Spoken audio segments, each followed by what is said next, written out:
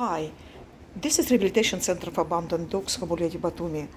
This amazing doggy has been arrived to Rehabilitation Center for Abandoned Dogs, completely dehydrated, exhausted.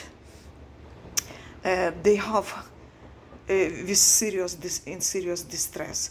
The doggy is not eating independently and need to be fed or by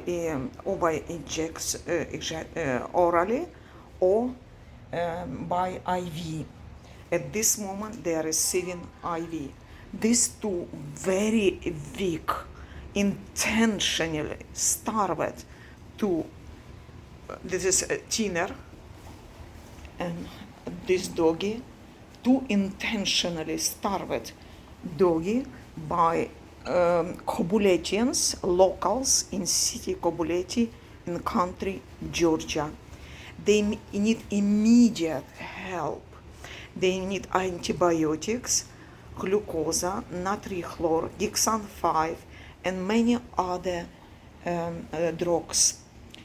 Please donate for this amazing doggy, as we need to help them to recover. Thank you very much. This is Rehabilitation Center for Abandoned Dogs.